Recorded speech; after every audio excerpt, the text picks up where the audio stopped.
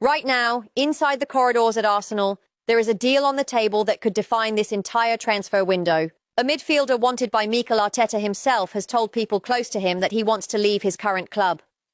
The player has already given his word on personal terms. The contract paperwork is done on his side. But here is the tension. The selling club has not agreed to let him go. There is a number being offered, and there is a number being demanded, and right now those two numbers do not match. This is the situation Arsenal find themselves in with Bruno Guimaraes. Everything about this deal looks close, and yet everything about it could still collapse. That is the reality I want to break down for you today, piece by piece, because there is a lot of noise coming from different angles right now, and not all of it means the same thing. Some of it is confirmed, some of it is contact and pressure, some of it is still just people close to the situation talking. I am going to separate all three for you, so you know exactly where this deal actually stands. Here is what is genuinely at risk for Arsenal in this moment. They have identified a central midfielder that their head coach personally believes is the right profile for his system. That is not a small detail. When a manager pushes hard for one specific player, it usually means the tactical plan for the season is built around getting him. If this deal falls apart, Arsenal do not just lose a transfer target. They lose a piece that Arteta has already started planning his midfield around. At the same time, there is a financial ceiling that Arsenal are not willing to cross. They have shown this pattern already this summer. When Aston Villa wanted a certain fee for another attacking target, Arsenal did not match it, and that player ended up signing for Chelsea instead for a much higher fee than Arsenal were prepared to pay. So the question hanging over the Guimaraes pursuit is simple. Will Arsenal hold their valuation again, even if it costs them the player? Or is this one different because the head coach wants it that badly? Before I go further into how this is unfolding, if you want the kind of analysis that actually separates confirmed transfer news from noise, make sure you are subscribed to this channel. I am not here to hype every headline you see on social media. I am here to walk you through what is actually happening at Arsenal, step by step, with a clear head. So hit that subscribe button now if that is the kind of breakdown you are looking for, because we have a lot to get through today. What is being said right now? Let me start with the most recent and most significant piece of information circulating. According to well-known transfer insider Fabrizio Romano, Arsenal now have a full agreement in place with Bruno Guimaraes on personal terms. In simple language, that means the player and the club have agreed what his contract would look like, his wages, and the length of his deal. Guimaraes has given his agreement to the move. He wants to join the project Arsenal are building. But there is an important human detail attached to this. He has made it clear that he wants to leave Newcastle in a respectful way. He does not want to damage the relationship with the club that developed him into one of the best midfielders in the league. He wants to go, but he wants to go on good terms. Now here is my read on that. This tells you two things at once. First, personal terms being agreed is a real and significant step. Clubs do not usually walk down that road with a player unless they believe there is a genuine pathway to completing the transfer. Second, the fact that Guimaraes is being so careful about his exit from Newcastle tells you he understands the club is not simply going to wave him through the door. He is trying to manage this with class because he knows there could be resistance. Now compare that to the second piece of information. Journalist Sami Mokbel is reporting that Arsenal are set to make a £70 million offer for Guimaraes, and that talks are ongoing and appear to have picked up pace in recent days. But there is a very specific detail in that report that matters more than the headline number. Arsenal have set themselves a hardline maximum valuation for this player, and they are not willing to go above it. This is the exact same posture Arsenal showed with Morgan Rogers. They had a number in mind. Another club paid more. Arsenal walked away. So when you hear that Arsenal have a firm ceiling on Guimaraes, you should not assume this deal is guaranteed just because personal terms are close. The obstacle is not the player anymore. The obstacle is the fee, and whether Newcastle will accept what Arsenal are prepared to pay. The third piece of information adds more weight to how serious Arteta is about this specific player. Reports coming from behind the scenes suggest that Mikel Arteta is personally pushing hard to get this deal completed. He reportedly believes Guimaraes is the perfect fit for his midfield. Work is described as ongoing, with the club continuing to push to get the deal over the line. I want you to notice the language pattern here. Push. Ongoing. Continuing. These are all words that describe effort, not completion. This is not language you use to describe a transfer that has already been finalized. This is language that describes a club actively working to close a gap. That gap, based on everything circulating, is the valuation gap between what Arsenal are offering and what Newcastle expect. And that brings me to the fourth and most cautionary piece of information. Reports indicate that Newcastle are expected to reject Arsenal's £70 million bid, but that Arsenal still believe internally that the deal can be completed. Arteta is described as pushing hard and wanting the player regardless of that expected rejection. Now here is where I want to be very clear with you as an analyst, because this is the part where a lot of transfer coverage gets sloppy. An expected rejection of an opening bid is completely normal in modern football. Almost every major transfer starts with a rejected first offer. That is not a sign the deal is dead. But it is also not a sign the deal is close to being finished.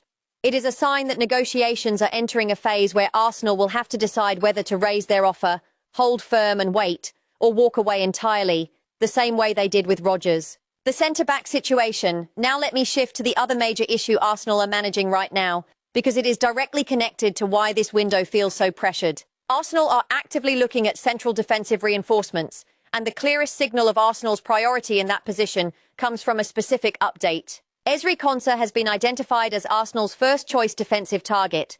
Alongside him, Arsenal are said to have 21-year-old Jacobo Ramon on a broader list of defenders they like, although reports note that clauses in his contract are making a move for him difficult right now. This tells me something important about how Arsenal are approaching this position.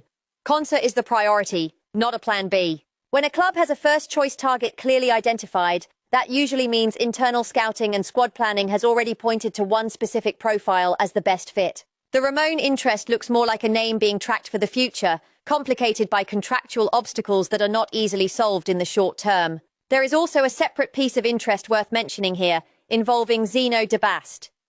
Sources with connections in the agent industry have indicated that Arsenal have been offered de Bast through intermediaries, with suggestions he could be available for around €40 million. But I want to be precise with you here because this is a lower tier of certainty than everything else I have covered. There have been no formal talks between the clubs on this one. Being offered a player through intermediaries is very different from a club actively pursuing a target. This is speculative interest at best right now, not an active negotiation. Why the defensive search suddenly matters. Here is the piece that connects everything together and explains why Arsenal's summer has suddenly gained urgency in defence. Bukayo Saka has been dealing with an Achilles issue. There had been suggestions that surgery might be required, but the current understanding is that surgery is not the plan right now. That is a positive detail worth highlighting, because it means the situation, while still being monitored, is not currently viewed as needing the most serious form of intervention. But the bigger defensive concern belongs to William Saliba. Saliba is expected to miss an extended period of time due to a back injury that has been aggravated. Importantly, he does not require surgery to fix the issue, which again is a relieving detail in an otherwise difficult situation. But make no mistake about what this means practically. Arsenal's most important central defender is going to be unavailable for a significant stretch, right at the start of a season where Arteta has spoken about wanting to take this club to another level. This is exactly why the Konsa interest and the John Stones links carry so much more weight than a normal transfer story. This is not simply a club shopping for depth. This is a club that has just lost its best defender for an extended period and now has to decide in real time whether to go into the market reactively. The new signing who has already arrived. Let me pause the uncertainty for a moment and talk about something that is fully confirmed.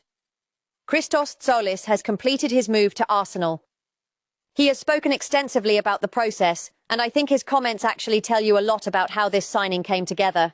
Tzolis described his conversation with Arteta as a video call lasting around 1 hour, where they discussed everything, from the club, to his own game, to Arteta's plans, to the squad as a whole. He described the entire exchange as positive. When asked about his ambitions for the season, he was direct. He wants to win titles, and he wants to earn as much playing time as possible, believing the rest will follow from that. He also spoke about facing Arsenal while playing for Club Brugge in the Champions League, a match Arsenal won 3-0 away from home. Tzolis called Arsenal the most difficult team he has faced in terms of creating clear chances against, and credited Arsenal's efficiency in that match, calling the result fair. On his own playing style, Tzolis described himself as a direct player who focuses on goals and assists, someone who is always hungry to score or provide the final pass, while also insisting he puts in defensive work for the team. There is also a personal detail that stood out to me. Tzolis made his Premier League debut at the Emirates Stadium, and he described that memory as special, saying he always considered it one of the best stadiums he had played in, and that he is looking forward to playing there again, this time in Arsenal colours. Arsenal's sporting director Andrea Berta also released an official statement on the signing. Berta described Tzolis as an extremely versatile attacking player who naturally operates on the left but is comfortable across the front line. He called him an excellent finisher with both feet, someone who thrives in tight spaces and possesses strong technical ability, pointing to his output in terms of goals and assists over the last 3 seasons. Berta added that Tzolis will raise the technical level of the squad while bringing energy, enthusiasm, and a strong mentality, and expressed confidence that fans would enjoy watching him. My analysis here is straightforward. This is a signing driven by more than just raw numbers. The personal connection Tzolis describes with Arteta, combined with Berta's specific language about mentality and technical level, suggests Arsenal identified him as a character fit as much as a tactical one. Given the 80 case Arsenal are building around ambition this summer, adding a player who openly says his target is to win titles fits the message Arteta has been sending publicly. The winger situation beyond Tzolis. Now I want to move into the broader picture on the left side of Arsenal's attack, because Tzolis alone does not fully answer the question Arsenal are facing there. Nico Williams remains a name loosely connected to Arsenal, but this needs to be framed correctly for you, because it is not an active pursuit right now. Arsenal were previously interested in him, with Arteta known to admire him as a player, but that interest was effectively closed off when Williams signed a long-term contract extension at his current club, keeping him there until the middle of the next decade. Since then, Arsenal moved on and signed different attacking players instead. What has happened more recently is that Williams' agent, when asked directly about his future, gave a response that was intentionally vague. The message from the agent was essentially to stay calm, to let the player enjoy himself and switch off from football for now, and that whatever is meant to happen will happen. I want to be very clear with you on how to read this. This is not confirmation of interest from any club. This is not a door being opened to Arsenal specifically. This is simply an agent declining to rule out any future exit, which is a fairly standard and non-committal thing for an agent to say. Treat this as speculation, not as an active transfer story. The far more concrete story on the wing involves Yan Diomande. Arsenal have made contact with his current club to ask about his availability. He is a 19-year-old winger whose contract runs until the middle of 2030. There is genuine competition for him. He is believed to favour a move to Paris Saint-Germain, though that club has not yet met the asking price, which is understood to be around £94 million. Liverpool are also confirmed to be interested, having already had an offer of £85 million turned down earlier in the window. Arsenal have asked to be kept updated on any developments regarding a potential deal.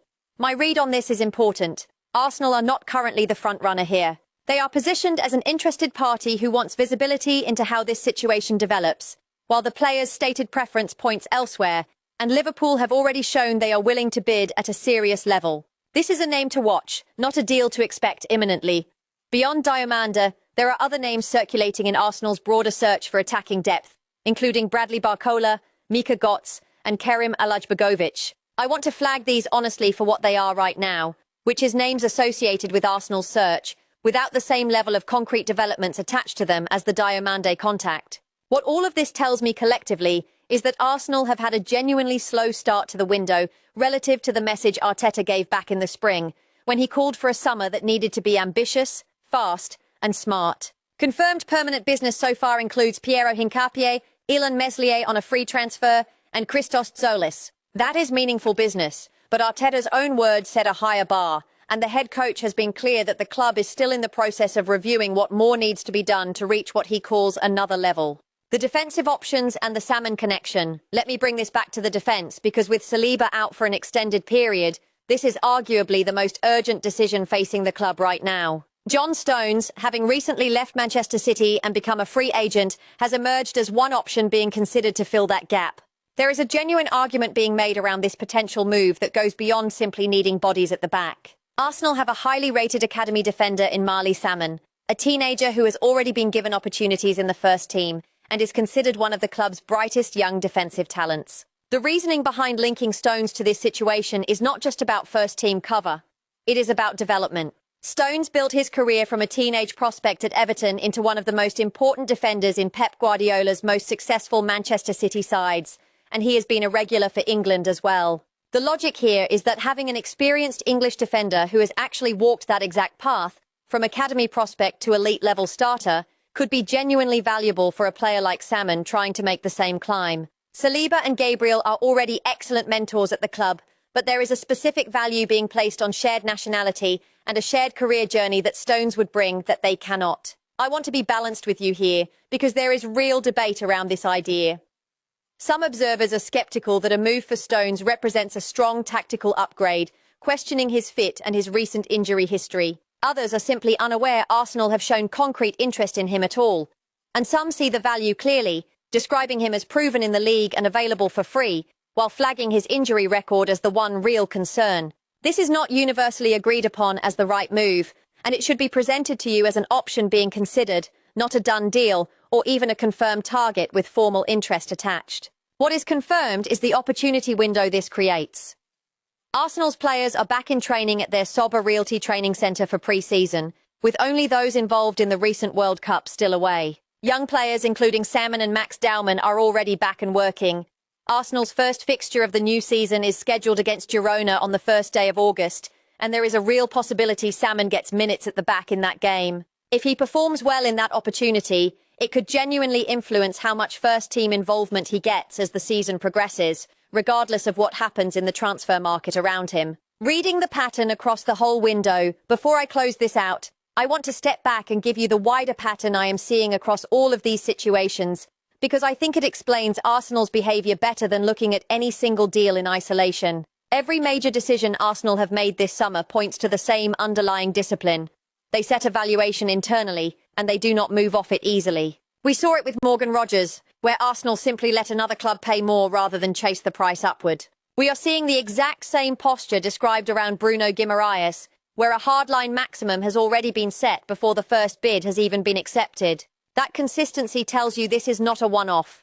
This is a deliberate operating principle from the recruitment side of the club right now, regardless of how much a specific player is wanted by the head coach. At the same time, the club is clearly not short of activity. Between the Guimaraes pursuit, the Diomande contact, the Konsa interest, the DeBast offer through intermediaries, and the John Stones conversation around Marley Salmon's development, there are 5 separate strands of transfer activity running at once, on top of 3 permanent signings already completed. That is not a quiet window. That is a busy window that simply has not produced marquee headline arrivals in midfield or central defence yet, which is exactly where the pressure is currently sitting given Saliba's absence and the stated ambition from Arteta himself. What I would watch most closely from here is how Arsenal respond to Newcastle's expected rejection of the opening Guimaraes bid. Do they return with an improved offer? Do they hold their number and wait out the situation? Or do they walk away the way they did with Rodgers? That single decision will tell you more about the direction of this transfer window than almost anything else circulating right now. Let me bring all of this together for you clearly, because I think it is important you leave this video knowing exactly what is confirmed, what is close, and what is still just talk. Confirmed and completed this summer, Arsenal have signed Piero Hincapié, Ilan Meslier on a free transfer, and Christos Tzolis, who has spoken warmly about his conversations with Arteta and his ambitions for the season. Leandro Trossard and Jakub Kiwior have both departed the club. Genuinely advanced but not yet finished, the Bruno Guimaraes situation.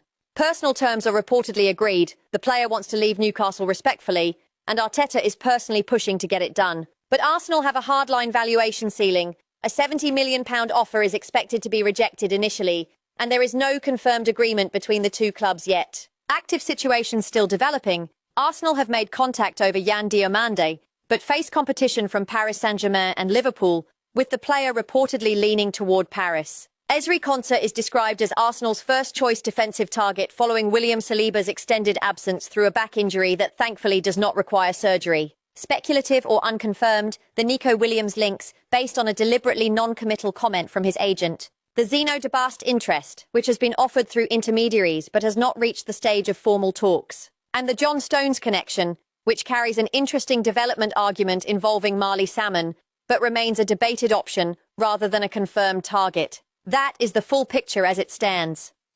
A club under real pressure to deliver on the ambition its own head coach demanded back in the spring, working through a genuine injury crisis at centre-back, while trying to close one of the most significant midfield deals of the entire summer without breaking its own valuation discipline. If this breakdown helped you understand where Arsenal actually stand right now, make sure you are subscribed, because there is a lot still to unfold before this window closes, and I will be here to walk you through every confirmed step of it. Thank you for watching, and I will see you in the next one.